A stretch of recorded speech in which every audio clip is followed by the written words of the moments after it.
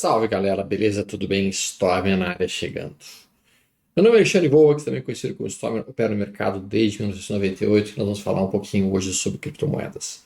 Minha câmera está um pouquinho diferente, eu sei, eu dei uma mexida aqui, eu tive que fazer uma trabalhada aqui dentro de casa, então realmente ficou meio zoado tudo. Mas espero que a gente consiga então ter um bom áudio, um bom vídeo do gráfico em si, que é mais importante do que o meu rostinho que vocês tanto já conhecem. Não se esqueça de deixar um like, não se esqueça também de seguir o nosso canal, porque senão, se vocês obviamente não seguirem, vocês podem perder os próximos vídeos que serão sobre o mercado brasileiro e sobre o mercado americano. Tá? A gente vai poder falar um pouquinho daí sobre todos os aspectos de renda variável possíveis. Então vamos olhar aqui imediatamente o que está acontecendo no universo de criptomoedas. Então aqui nós temos o nosso BTC, Bitcoin. Tá? O Bitcoin, então, eu sempre gosto de iniciar toda interpretação gráfica pegando o gráfico semanal. Quando a gente olha este gráfico semanal, quando a gente localiza então o Bitcoin neste momento, a gente vê que ele está extremamente sobrevendido, tanto com o IFR quanto com o estocástico lento. Isto geralmente costuma marcar fundo de mercado. Eu venho falando disso há umas 2 ou 3 semanas. A possibilidade iminente de nós termos encontrado um fundo dentro do Bitcoin. Quando a gente olha aqui, e eu sei, está todo mundo desanimado com as criptomoedas, está todo mundo tanto quanto borocochô, como se dizia antigamente, mas olhando aqui, pelo menos da maneira como eu olho, entendo, para mim me parece bastante frequente que o Bitcoin gosta de fazer duplos topos, topo, depois ele volta, depois ele faz um novo movimento de alta, depois ele dá uma afundada. E daí aqui, ele fez no final do ano passado o mesmo movimento, topo,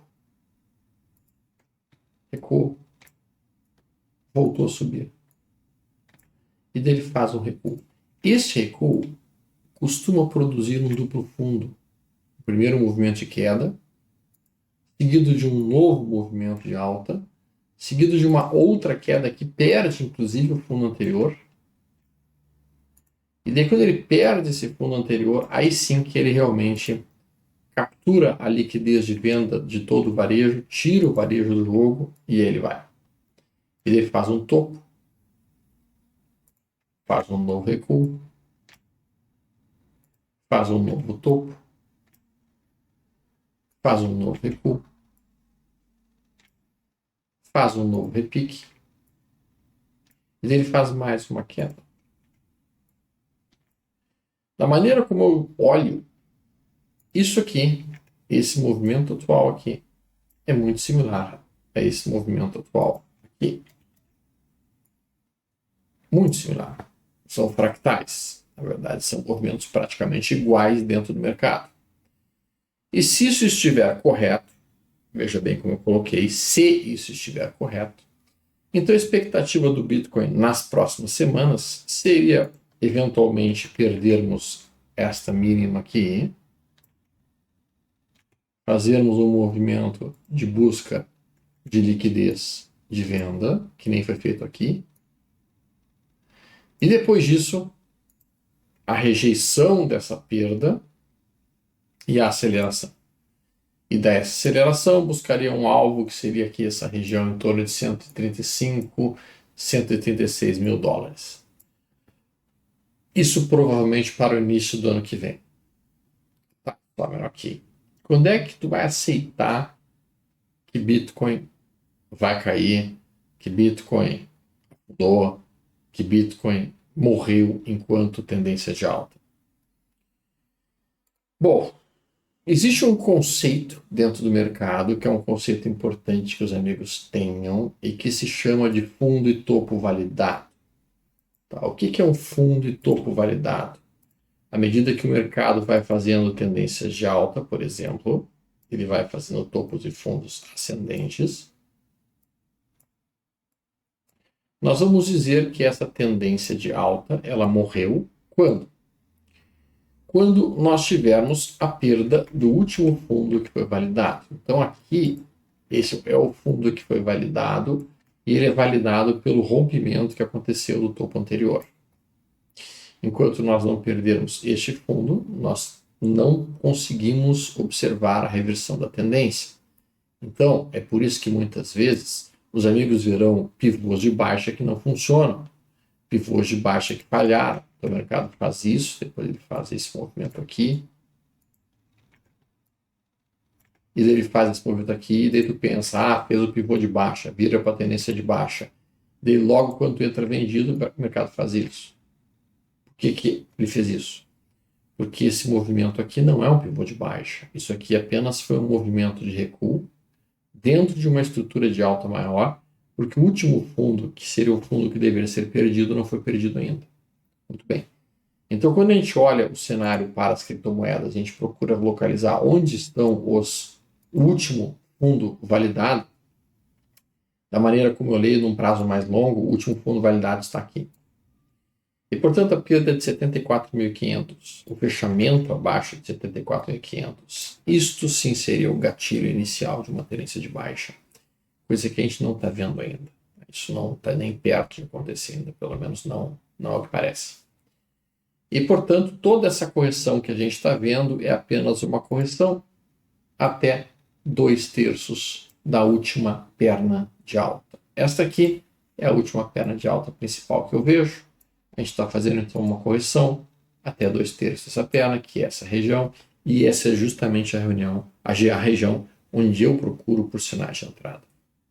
De fato, tecnicamente falando, num gráfico semanal, já surgiu um sinal de entrada para mim, que foi basicamente este 1, 2, 3 que vocês estão vendo aqui. Ó. Esta mínima mais baixa, mínima mais alta. Isso, dentro da maneira que eu opero, é um fundo. A entrada aconteceu nessa ruptura. O stop da posição costuma ficar abaixo da mínima do candle número 2, que é esta região aqui. Isso num gráfico diário. E se perder essa mínima, Stormer, tu vai estopar os teus bitcoins? Se perder essa mínima, eu pretendo estopar os bitcoins, mas ficar muito atento, porque se na semana seguinte rejeitar e romper a máxima do candle que perdeu a mínima, vai ter sido esse movimento aqui, um trap observado, e daí eu tenho que voltar para o Bitcoin sem nenhum problema. Eu não tenho nenhum problema de estopar uma cripto e depois reentrar nela se o movimento a seguir me indicar que eu fui enganado ou que eu fui, digamos assim, ludibriado pelo movimento do mercado. Isso é uma coisa que eu não tenho absolutamente nenhum orgulho ferido que me impeça de fazer isso. Dentro do gráfico diário, Bitcoin parece construir um retângulo. Então a gente vê realmente os compradores se apresentando na faixa de $84.280. A gente vê os vendedores se apresentando na faixa de 93.500. E a gente, nesse momento, se aproximou da zona que os compradores tomam posições. E, aparentemente, estaríamos agora indo na próxima semana na direção dos $93.400. Isso seria o cenário técnico mais provável, olhando do ponto de vista de equilíbrio de forças, em que a gente tem um equilíbrio em que os compradores defendem uma determinada região, como eu mencionei, 84.800, e que os vendedores defendem uma outra região, 93.400, e nós estamos andando dentro desta lateralização. Tá, dentro dessa lateralização, Stormer, onde seriam pontos de compra, onde seriam pontos de venda? Bom, olhando isso dessa maneira, eu posso pensar em comprar nesta região aqui, como a gente visualizou, aproximação de 85.000, 84.900. Ou eu posso, se eu quiser ser mais prudente, esperar a formação, deixa um 2, 3 de compra que se formou aqui e a ruptura dessa máxima gerar uma possível entrada. Meu stop ficaria abaixo dessa mínima aqui e eu largaria um alvo de 1,5 vezes o meu risco para cima. Por que 1,5 vezes, Stormer? Porque se eu colocar um alvo muito longo, tipo um alvo de 2 ou 3 vezes, eu tenho uma resistência aqui em cima para enfrentar. Então aqui eu largaria literalmente uma entrada nesse ponto, com o meu alvo para uma realização parcial 94.400, daria uma realização ali para tirar o meu trade do risco. Porque se o ativo continuar dentro desse retângulo, ele vai vir até aqui, depois que ele bater aqui, ele volta para cá. Se eu conseguir sair aqui, pelo menos não tenho mais prejuízo. e depois, pelo menos, com parte da posição, certo? A outra conduta seria no momento em que eu me aproximar desta região mais baixa, próximo de 84.900, eu dar uma refinada num time frame de 240 minutos para procurar o ponto de entrada mais interessante possível, como a gente teve aqui. Uma entrada bem atraente nesta ruptura aqui. Aqueles que já me seguem, me conhecem aqui, entendem isso aqui como a teoria do candle fechado. O candle grande, seguido do candle pequeno, rompe a massa que pequeno, o mercado costuma retornar imediatamente para cá. Foi o que aconteceu nesse ponto. Vejam que esta barra aqui, ela tem uma característica muito importante, ela não tem uma sombra superior. Barras amplas que não têm sombra superior costumam ser retestadas, revisitadas para oferecer uma busca de liquidez de compra. Então, o Bitcoin nesse momento está nessa zona de suporte. Se rompermos aqui 88.450, uma grande probabilidade de voltarmos aqui para 93.500. O sujeito até poderia pensar em cogitar uma entrada aqui, desde que ele colocasse o stop ou abaixo desse fundo, ou eventualmente, se ele quiser cortar um stop mais curto, abaixo de 86.789 pontos. Dólares, no caso. Ethereum. O Ethereum, voltando aqui para o gráfico semanal, o Ethereum está tocando, como eu já mencionei algumas vezes para vocês, uma zona de suporte do semanal. Então a gente vê aqui o topo anterior rompido, topo anterior rompido, topo anterior rompido, topo anterior rompido. Então esta é uma região de suporte, esta é uma região que os compradores procuram se apresentar. A gente tocou essa área, estamos sobrevendidos no FR, estamos sobrevendidos no estocástico. A última vez que a gente estava nesse nível, nós estávamos neste ponto aqui, em que a Ethereum deu um tiro de alta de quase 200%. A outra vez seria nesse ponto aqui, que também a Ethereum deu uma pancada de quase 145%. Então nós estamos tocando uma área que no gráfico semanal é bastante poderosa enquanto pressão de compra, justamente perto de 2.800. Nós fizemos já um sinal de entrada por 1, 2, 3 de compra aqui, sim, fizemos. Quando nós conseguimos romper a máxima desse candle aqui. Então esse ponto aqui trouxe comprador para o mercado. O mercado voltou a recuar e deu uma ameaçada no sujeito comprado. Eu sei, está todo mundo tenso e preocupado, achando que vai ser estopado. Bom, depois que tu iniciou o trade, o teu stop fica abaixo do último fundo e paciência. Tem que deixar o trade evoluir, seja para o alvo ou seja para o stop. Aqui então agora, o alvo de quem tomou essa posição, naturalmente, é aguardar o retorno de Ethereum para esta região que aqui está. Resistência em 4.719.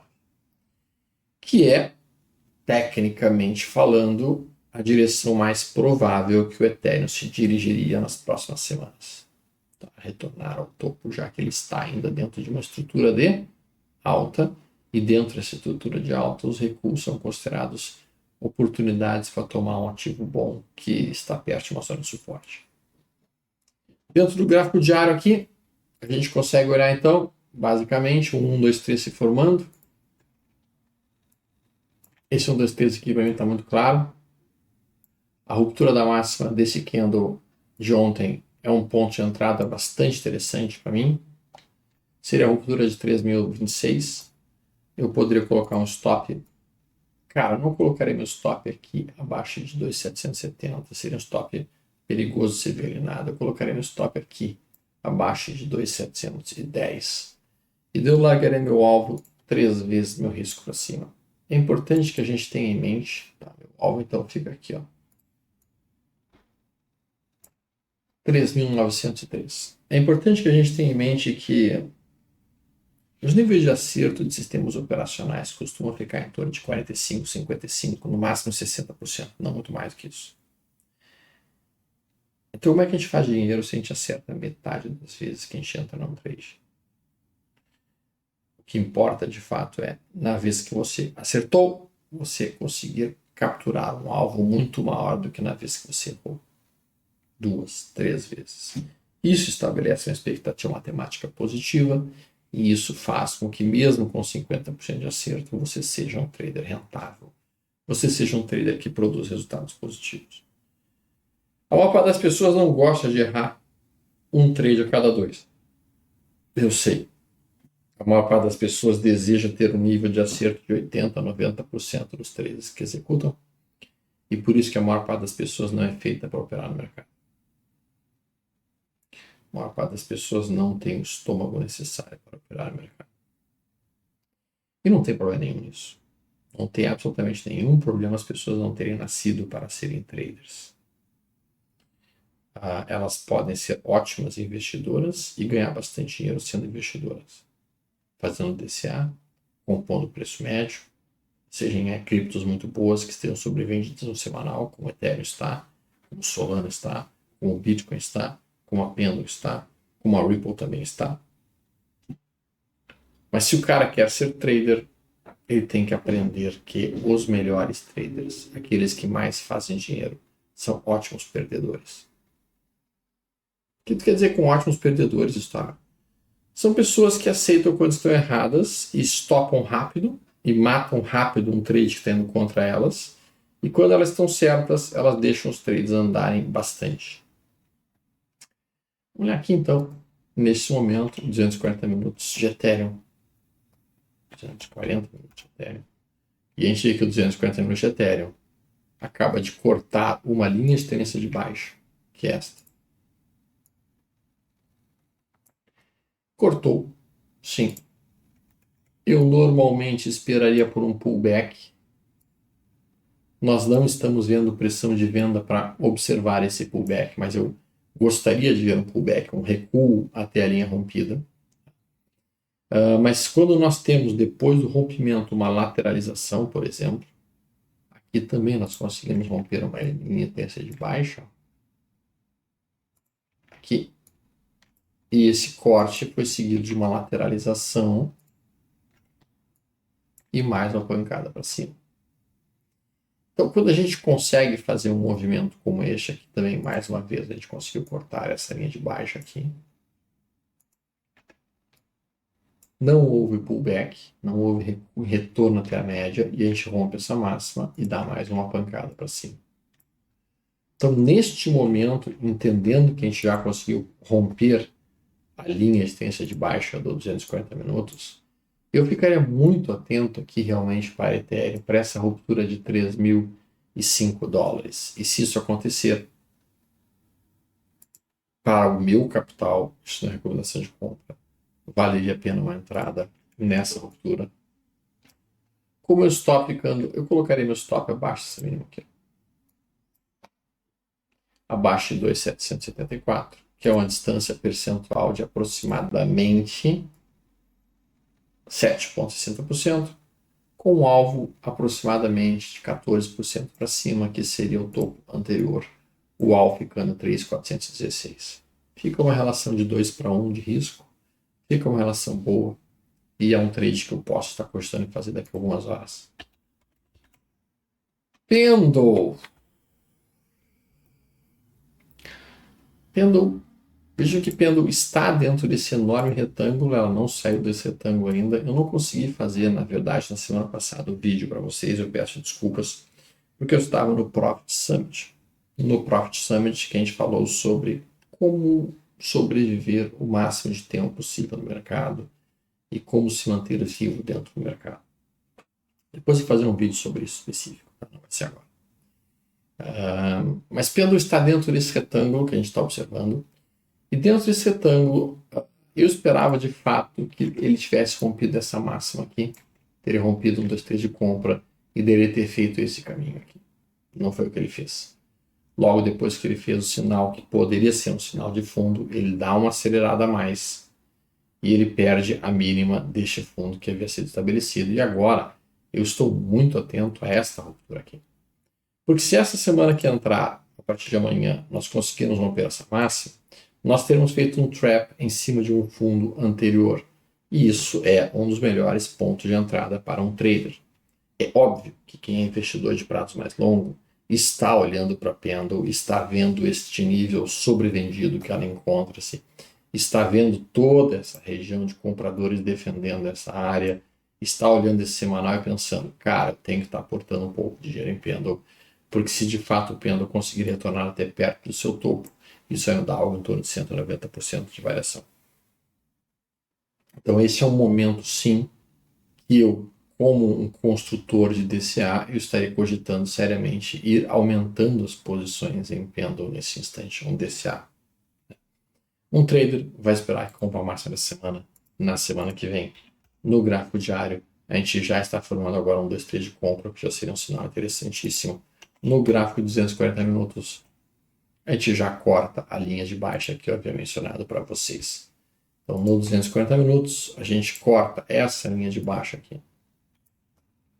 E agora, então, poderíamos até mesmo nas próximas horas fazer algum tipo de pullback, voltando aqui para perto de 1,84, 1,845, para então sim poder fazer um movimento muito mais poderoso de alta e poder buscar a região de 2,36, que seria daí um ótimo trade de entrada naquele ponto específico. Então, você já desenharia alguma possível entrada aqui em pêndulo, Storm? Cara, nesse momento, se rompesse 1,96, 1,964, eu já pensaria em tomar posições, mas eu gostaria que ecoasse até 1,845, ali fazendo um sinal de reversão, eu podia tomar uma posição naquele ponto mais adequado. Ripple contra o USDT. Ripple contra o USDT.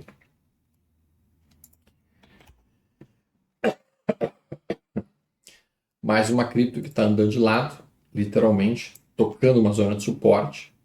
Dentro dessa zona de suporte, obviamente, atraindo compradores nesse nível em torno de 1,9.243 e, obviamente, ele atrai também vendedores perto de 3.300 e 3.3.798, 3.800.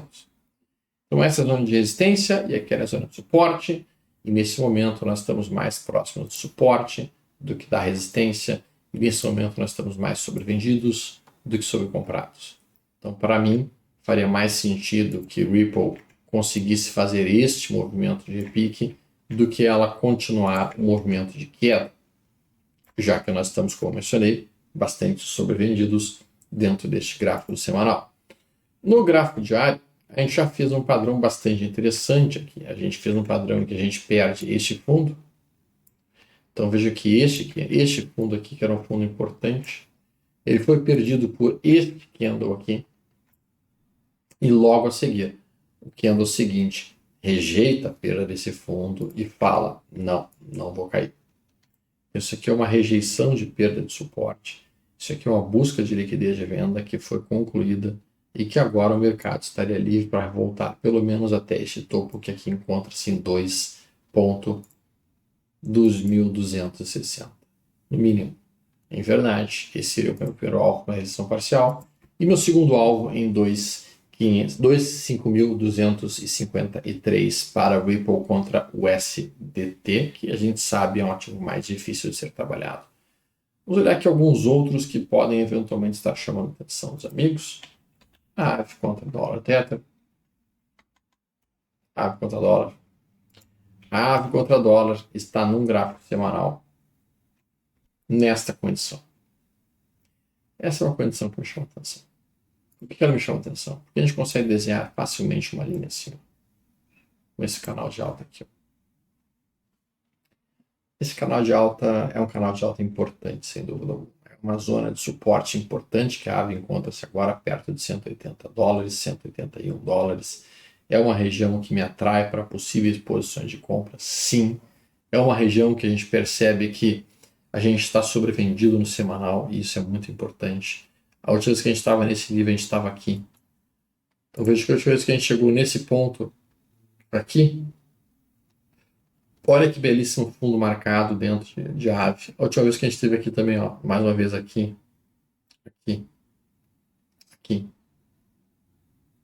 De uma maneira geral, este nível do FR no gráfico semanal costuma marcar um fundo bem importante em AVE. A gente fez um 2-3 de compra? Fez. Então a gente marcou um fundo aqui. Quando a gente compra essa massa, gera uma entrada? Sim, gera uma entrada para mim. Meu stop fica onde? Meu stop fica abaixo mesmo aqui. E meu alvo seria onde? Meu alvo seria aqui em cima. Então, novamente, uma relação risco-benefício que é extremamente favorável, muito positiva e automaticamente tradável, podemos por assim dizer, operável. Para quem trabalha com DCA, é um ponto bastante plausível de entrada, sim. A gente está vendo num ponto de sobrevenda, é um ativo importante, um ativo que encontra-se em zonas de suporte, tá? E bastante sobrevendido. Por isso a gente entra no gráfico diário e a gente vê que no gráfico diário já temos inclusive uma tendência de alta no diário. Sim. Por quê? Porque a gente já consegue fazer o rompimento. Esse aqui seria o canal de alta, tá? Mas aqui, ó, notem que a gente tinha um fundo, que era este. Esse topo aqui validado pela perda do fundo. A gente começa a subir, rompe este topo validado, e agora a gente passa a operar em topos de fundos ascendentes. Tá, mas Stomer, aqui nós não tínhamos um fundo validado? Sim, tínhamos. Porque aconteceu o rompimento dessa massa. Tá. Então, temos problemas aí? Sim, não seria o ideal que acontecesse esse movimento de recuo aqui, mas ele aconteceu. E ele está ameaçando realmente toda essa estrutura de alta que foi observada. É possível que isso seja uma cunha ascendente, e a gente esteja vendo uma flâmula de baixa? É possível, é uma leitura. Uma leitura. É uma leitura. No gráfico diário é uma leitura. No semanal não aparece isso, no diário há a possibilidade. A gente também poderia dizer que essa linha de baixa aqui travou todo o mercado. Né? Sim. Ó. Só que essa linha ela vai ser retestada provavelmente ao longo dessa semana. E se ela for rompida, bom, aí sim nós podemos ficar bastante felizes com uma recuperação de ave para uma tendência de alta no diário, em cima de um suporte no semanal. É legal, né? Solana. Solana contra o USD. Solana contra o USD. Vou botar o gráfico semanal aqui primeiro. Solana contra o USD faz um movimento bem feio também. É um retângulo. É um retângulo dificílimo de ser operado, diga-se passagem, mas agora estamos numa zona de suporte. Na verdade, estamos nesse suporte há 6 semanas, quase 5 semanas. E sem muita pressão de compra, sem muitos desejos compradores. Mas, novamente falando, quando a gente afasta bem o gráfico da Solana e a gente vê esses níveis aqui, usualmente são níveis que marcam fundos tradáveis. Fundos que observaram movimentos interessantes. Então não é porque eu estou sobrevendido no semanal que eu vou sair comprando. Não, eu posso procurar nessa região por um sinal de compra que apareça no diário. Quando eu boto o gráfico diário, sabendo que eu estou numa zona de suporte do semanal, a gente já vê aqui um lindo movimento. Qual é o movimento que a gente está vendo aqui? Cara, a gente consegue ver que nós tínhamos este fundo aqui, este fundo, que foi perdido por esse movimento e que o candle seguinte rejeitou a perda desse fundo também. Então, mais uma busca de liquidez de venda. O Wyckoff chamava esse movimento aqui de queda, base, queda, base, manipulação ou spring, ali. Então, graficamente falando, a notícia é positiva, não é das piores. Óbvio que nós temos visto muita manipulação acontecendo nas últimas semanas, nos últimos meses, isso tudo desde que as ETFs começaram a trabalhar Solana, começaram a trabalhar Ethereum, começaram a trabalhar Bitcoin e começaram a trabalhar Ripple. Quando entrou as ETFs, começa a ter jogo sujo, começa a ter sacanagem, começa a ter falsos movimentos para todos os lados, isso dificulta bastante a vida de qualquer trader, de traders, especialmente de traders menos experientes. Nesse momento não tem sido fácil de operar criptos. Nesse momento está mais fácil de acumular criptos. Então é um momento, na minha leitura, de acumulação. É o momento do sujeito tomar posições em Solana. Eu estou tomando. Eu estou tomando posições em Solana, estou tomando posições em Bitcoin, estou tomando posições em Ethereum. Porque eu vejo esses ativos num horizonte de tempo semanal bastante sobrevendidos, próximos de zona de suporte, com potenciais de alta bastante importantes. E óbvio que para que as criptos possam subir, Bitcoin tem que realmente fazer um movimento de alta mais expressivo. Na sexta-feira, que a gente teve a decisão do Banco Central japonês, eu esperava um pouco mais de volatilidade no cenário de criptos, não teve tanto. O mercado não se intimidou muito pelo cenário de criptos, não. ficou até bastante positivo, poderia dizer, permitindo aí uma movimentação bem tranquila do universo de criptos até o momento. Eu, nesse momento, tenho operado bastante o cenário de BitFut. O BitFut, para mim, é uma das formas também bastante interessantes de operar Bitcoin. Tá? Dá para ser operado através da B3. Tá? Então, dentro do BitFut, a gente consegue fazer operações bastante interessantes no meu entendimento. A gente vê que a gente está sobrevendido aqui no semanal. Novamente, vejo todas as vezes que a gente chegou nesse ponto e nesse ponto, ou marcamos fundos bem interessantes do Bitcoin. E então nós estamos realmente, eu estou olhando para isso pensando, acho que vale a pena comprar um pouquinho de contratos futuros de Bitcoin e puxar para cá. Os contratos futuros no início estavam muito caros e estavam muito pesados em termos de margens. Agora já não estão mais tão pesados assim em termos de margens e já se torna um pouco mais plausível conduzir as operações para swing trades eventualmente, tá? Tanto futuro de Bit quanto futuro de Ethereum, que é esse aqui, tá? E que também está bonitinho, digamos assim. Especialmente se rompermos a máxima dessa semana aqui, para poder fazer um movimento de retorno para esta região que aqui encontra-se. Ok, pessoal, então essa era a sobrevoada hoje sobre o cenário de criptomoedas. Para mim, eu acho que nós estamos em um momento muito bom de DCA, estamos em um momento muito bom de montagem de posições mais longas, e só que nós não estamos num momento muito bom de trading, porque o mercado está bastante volátil, pouco direcional e, portanto, bem mais complexo de ser operado. Bem verdade que a gente tem algumas outras, como a Zcash, né, que está num movimento um pouco mais poderoso. Vamos colocá-la aqui. Zcash no semanal, tendência de alta muito interessante. E o gráfico semanal da Zcash está poderosíssimo, diga-se de passagem. Fez aqui 1, 2, 3 de compra, como a gente está vendo, mínima mais baixa e mínima mais alta, está prestes a romper, inclusive, a máxima da semana passada. Se fizer isso da maneira como eu leio, me entende um trade plausível. Eu vejo aqui também um triângulo ascendente sendo construído, que é um padrão de continuação de alta. Se a gente chegar a romper essa região de 473,80, boa probabilidade de Zcash tentar retomar aqui o seu topo histórico e tocar em 750, o que já é uma variação percentual bastante interessante de ser operada. A dificuldade que existe sempre é o tamanho do stop. Então, nós estamos falando de um alvo 750 que seria quase 45% para cima. Só que o stop aqui já é mais caro. O único stop plausível realmente ficaria abaixo de 361,33. Certo? Mas eu estou realmente guardando meus olhos mais para Ethereum, Solana, a BTC e Ripple do que para qualquer outra cripto menor para as altcoins, que eu ainda não estou muito confiante nelas. Senhores, um ótimo final de semana. Fiquem com Deus. Tudo de bom.